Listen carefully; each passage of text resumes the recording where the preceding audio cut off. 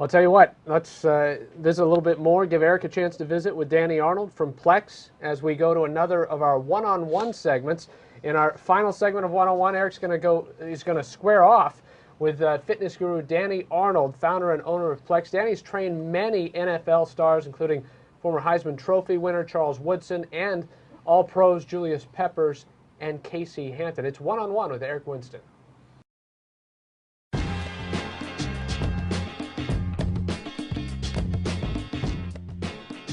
In defining the true entrepreneur, which is something that I'm learning as I go, and I'm sure I got tons and tons more room to grow, is guts. You got to have some guts.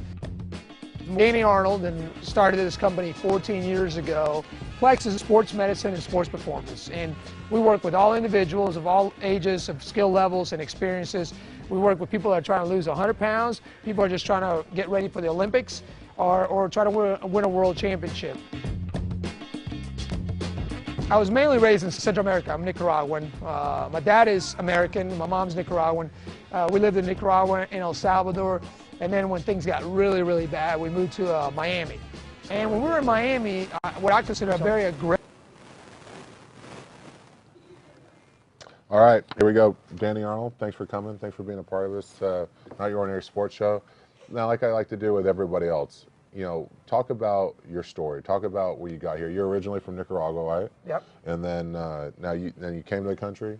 Correct. What year? Now, how old were you when you came? I came here. I remember Super Bowl 16. We went to Miami. Okay. I went to school in Miami, and then ended up going to college over here at Texas Southern University, and played under Coach Highsmith, which his son actually was a star. Actually, the highest drafted fullback ever. Yeah. At University of Miami. Yeah. Yeah. So I came over here, and obviously just for that one small reason that I'm a little bit, handicapped on the height. I wasn't able to go to the next level, but I had a very good, successful college football and track career. And during those years, I actually sustained some pretty serious injuries and never really saw a rehabilitation program that was geared for the athletes. You always saw the civilian one, and then they just added a little bit here and there. And so in that time, when I was playing college ball and running track, I met a lot of friends, and a lot of them have been professional athletes. And one in particular sticks out is Bobby Taylor. Played for Notre Dame and then played for the Eagles. And it was real simple. Why not do this on a private sector? And then I coached a couple of years at the university level. Didn't really like it that you're in control. You're not in control, but bottom line, they control you. Started a company. I'll never forget. I started with $250, and Bobby Taylor was one of my first clients. Real quickly, and fast. And then now, Orlando Pace, the problem and then, has been word travels fast in the NFL. Well, and a lot of people don't realize is how many NFL players live here in Houston in the offseason. I mean, that had to be, I guess, one of those lucky breaks for you, I guess, in a sense that, every great story has a couple of unforeseen lucky breaks that have come up on. I think that was yours. Tell some of the listeners, too, because I don't think people realize the studs that really live here in Houston for a lot of different reasons. Houston, I think, is a great place to live, but people have houses here.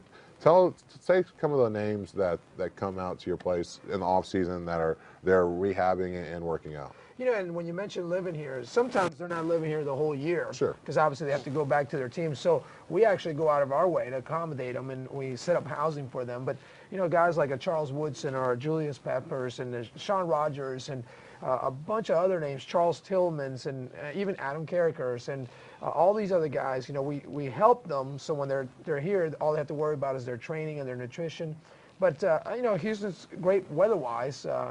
For the most part, when it comes down to the training regimens. Now, tell us about Plex. Now, Plex, I've never actually been out there. A lot of my teammates have worked out there.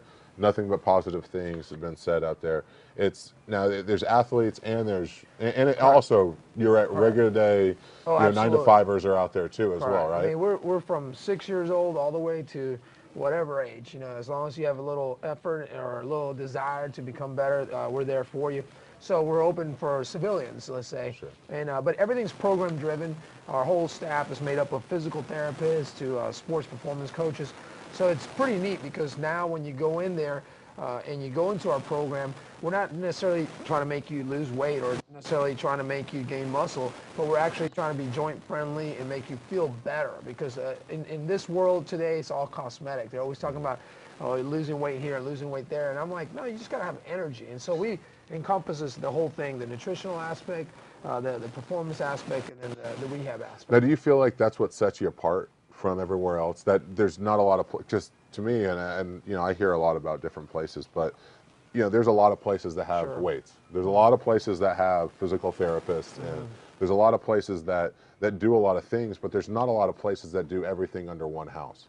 And let's face it, there's not a lot of people. I think a lot of people don't have time. I mean, I don't have time, but I know your everyday people that might be, you know, workout warriors, or might love your softball league, or love your, you know, your basketball league that they're part of. They hurt their ankle, they hurt their knee. They don't have time to, okay, I'm going to go grab a workout at this place, then I'm going to go to my physical therapist, and then somehow, you know, I'm going to get home and, you know, do it.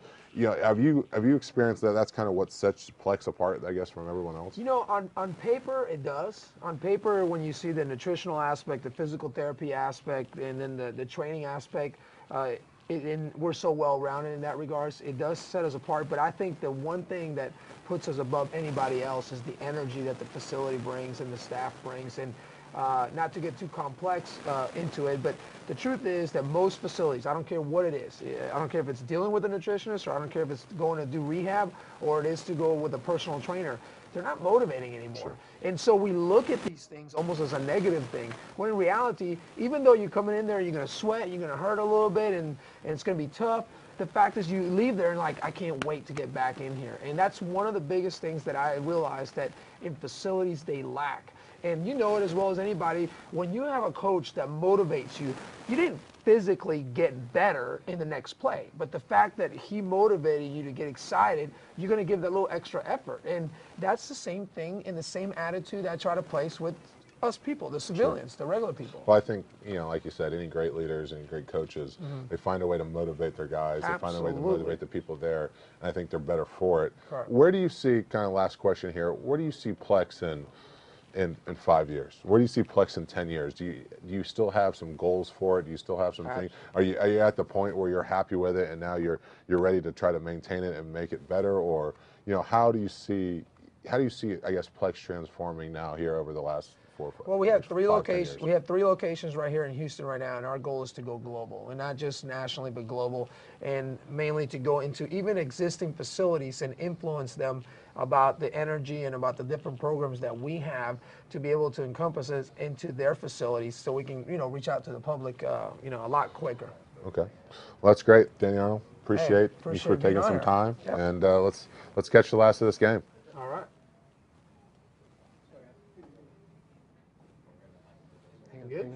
It's not their sport. It's not their backgrounds. It's definitely not their race or color.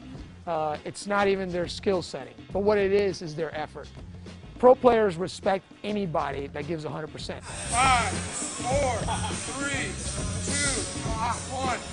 Last one, you get rest. Although things might look a little bit more calmer and relaxed, unfortunately, and maybe that's what keeps me going. I feel almost as stressed today as I did 14 years ago when I started this business. The fortunate or unfortunate part, I used to stress out about $200. Now I got to stress out about making, you know, rent in 3 facilities. There's 27, soon to be 29 people that are counting on me putting food in there. Danny Arnold and his fantastic program at Plex. Danny, we're going to watch a little bit more of that video after the game. So if you're interested in finding out more about Plex and the athletes that Danny works with, stay tuned for the end of Not Your Ordinary Sports Show. In defining the true entrepreneur, which is something that I'm learning as I go, and I'm sure I got tons and tons more room to grow, is guts. You got to have some guts. Danny Arnold and started this company 14 years ago. Plex is sports medicine and sports performance, and we work with all individuals of all ages, of skill levels and experiences. We work with people that are trying to lose 100 pounds, people are just trying to get ready for the Olympics, or try to win a world championship. I was mainly raised in Central America. I'm Nicaraguan. My dad is American, my mom's Nicaraguan. We lived in Nicaragua and El Salvador, and then when things got really, really bad, we moved to Miami. And when we were in Miami, what I consider a very aggressive city, in the sense that, you know, everybody worked at a young age. I come from a background, my parents are entrepreneurs, you know, and so as young as 10 years old, I was already selling flowers, and I was, you know, washing cars left and right. And so the matter of going out there and earning your money and working hard, that was nothing to me. My dad's always instilled that in us. I played collegiate sports. I went to Texas Southern University, and I played football, and then I also ran track in college. Then after my college career, I coached for a couple of years at the university level. And although totally different, sports medicine and coaching in football, I realized that you're still in the control. Until somebody else succeeds, you won't be able to grow, and I didn't like that. Because of that, I was like, you know, I can start a company. And I literally started with $250. I remember that number in particular because I had 5 $50 bills. I was able to convince someone to let me use their facility, you know, every other day for about 2 or 3 hours where I can clean the shop. And he let me do that. And then within a month, he actually was excited because he couldn't believe that I was bringing pro players to his facility. He liked it. Within 6 months, I was able to get enough money to sign up a lease. Word travels fast. You know, it's kind of like a big high school. I mean, in the NFL, there's 1,700 employees. If you go to a big high school, you know, there's 1,700 students. And so in the industry of the football, they kind of know who's the one that develops athletes, who's not. And that's why, at the same time, you better be good at what you're doing, and you better not mess up, because as quickly as you go up, you know, you can crash even faster than that. Then the bigger names find out about you, and I was able to get some good ones from the get-go. Orlando Pace, Charles Woodsons, and the Casey Hamptons. And so real quickly, you know, it grew fast. And then now the problem has been to tell people locally that we're open to the general public, that we're not just open to the pro athlete only. There is one major common trait amongst people here, and it's not their sport, it's not their backgrounds, it's definitely not their race or color, it's not even their skill setting, but what it is their effort. Pro players respect anybody that gives 100%. 5, 4, 3, 2, 1. Last one and get rest. Although things might look a little bit more calmer and relaxed, unfortunately, maybe that's what keeps me going. I feel almost as stressed today as I did 14 years ago when I started this business. The fortunate or unfortunate part, I used to stress out about $200. Now I got to stress out about making, you know, rent in 3 facilities. There's 27, soon to be 29 people that are counting on me putting food on their table. And so it takes a lot of guts, but at the same time is that you just got to put in the hours, and you got to, well, you know, follow your dream and not give up on it.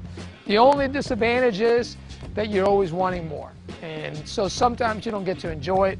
But I'm taking care of my family, and that's the most important. I'm doing what I love, even though it's a lot of hard work, easily 80 hours a week. I'm following and I'm leading, I believe, a charge to an industry that has yet to be untapped, so I think it's great.